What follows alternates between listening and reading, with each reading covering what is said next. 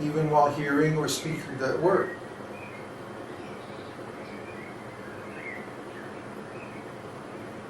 So to experience full consciousness is really very rare, because most of the time we actually have misunderstood words and symbols. Like I was saying the other day, if you're reading a book and it has a table in it, you know, a table with columns and rows of information, then what's the meaning of the lines in between the columns and rows? Huh? What's the meaning? What's the definition? What is it trying to tell you? Every symbol on a page has a meaning. Like Peter was asking about Lord Nrsingadev. Why do we have Lord Nrsingadev on every page of our website? Huh? Come here. Huh? Why do we have Lord Nrsingadev in our bedroom? And on the altar? And on the website? And everywhere? Huh? Because he's the protector of the devotees. And if you read the story of Lord Nrsingadev, you'll see why. Every time someone becomes a devotee, and we've seen this, I don't know, thousands of times, there's somebody who opposes it. There's somebody in their life who says, no, I don't want you to become a devotee. I want you to stay in material consciousness. There's always a fight. Huh? Is there anybody who became a devotee who can remember that there was absolutely no resistance whatsoever from anyone? Huh? I don't believe it. There had to be. Just like when I became a devotee, I mean, after playing around with being a devotee, I mean, by becoming a devotee, I mean actually making a commitment to being a devotee. I was playing around with being a devotee for years, and nobody minded that. But when it was time to actually become a devotee and make a commitment to living in the temple, and being a full-time student of my spiritual master, a disciple, then everybody in my life at that time freaked out. They freaked out. They were going to beat me up. I was in this really good jazz band. I mean, it was really a good jazz band. It was a wonderful band, musically. I was the only white guy in the band. That's how good it was. It was the real thing. And we used to play in and around Orlando, Florida, Disney World, and like that. So when I announced that I was quitting the band, they were like, "You what? You're going to do what?" Well, I'm going to go to Miami and join the temple and become a Christian monk. Right? You jive-ass turkey. We ought to beat your ass up. Why? You know? Cause you're going to join them Hare Krishnas. They just couldn't deal with it. They couldn't deal with the reality. And, you know, Florian's got his story to tell, and Connor's got his story to tell, and Uddhava, oh my God. Everybody has their horror stories of when they became a devotee. Or even after you're a devotee.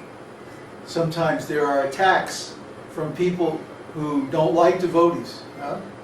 Well, why would people attack devotees? Well, what are they trying to do? They are threatened by our philosophy. The demons consider our philosophy a threat to their very existence. So they become very aggressive and very nasty towards the devotees. And they give us a lot of trouble for no reason at all.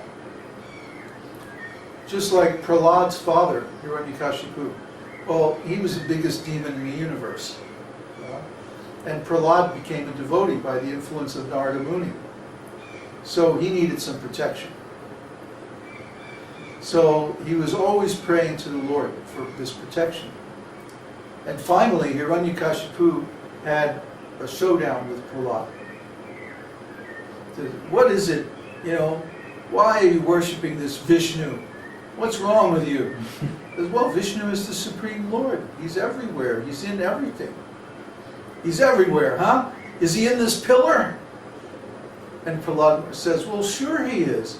So then Hiranyakashipu draw his sword and says, I'm going to kill him. And he hit the pillar and smashed it. And out of this pillar, the broken pillar, jumps Lord Nrsingadev. So Lord Nrsingadev is the protector of the devotees. He keeps his devotees from harm. And of course, we're doing something very innovative in devotional service because we don't have a big organization and we don't want a big organization. In fact, we don't want any organization at all. We want everything to be personal and simple and intimate. So the people who depend on these big organizations see us as a threat. They don't like us. They don't want us to be doing this because they want to perpetuate the myth that you need a big organization to be a devotee. That way they'll have a job. They'll be able to continue their activities of managing and so forth, which they really enjoy. But we don't enjoy management, we don't enjoy politics, we don't enjoy controlling others or any of that kind of stuff. We just want to give people this knowledge by which they can stop the suffering of material existence. So we need some protection. We need some protection, so we worship Lord Nrsingadev. We worship him by putting him on each and every page of our website. And so far, by the blessings of Lord Nrsingadev, we haven't had any serious disruptions in our site or in our community. So we're going to keep that up. That's a successful action. We're going to keep doing that. What I like to tell people is that I have a special relationship with Lord Nrsingadev. I'm not going to get into the details, but he's my Ishta Devata. He's the form of Krishna that I have the closest relationship with. I also have relationship with other forms of Krishna, Govinda, and Radharani, and Lord Chaitanya, and so on and so forth. But the relationship with Lord Nrsinga is very special.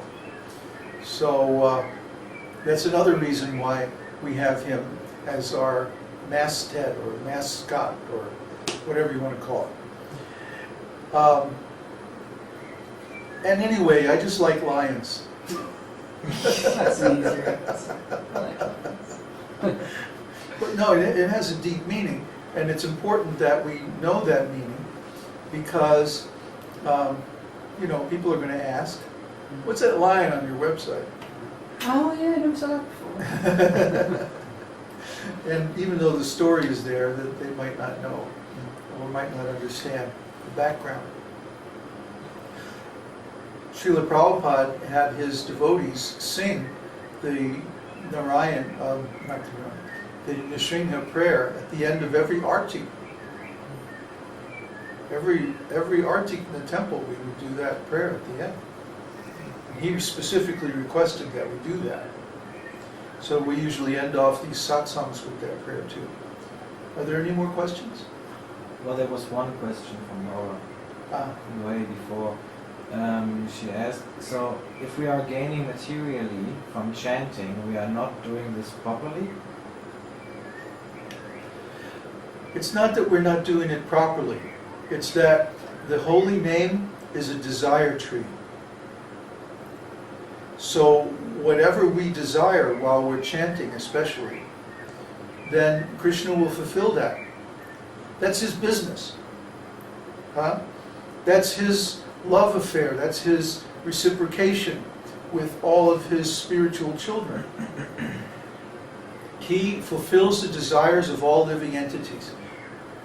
Krish means one who does, one who makes. It comes from the verb root krut. which means making or doing. And na is a word root that means pleasure. So Krishna is the source of pleasure. That's his business. He likes to please his devotees. So if we identify as his devotees, and then we're chanting and we're thinking about, oh, I really need this, oh, I really need that, oh, I have this problem, I have that problem. Well, naturally he's going to fill those desires according to our qualification, and as much as will help us and not harm us in our devotional service. Now, if you really want material benefits from the holy name, you should chant Sri Vishnu Sahasranam, because it's explicitly stated that this is for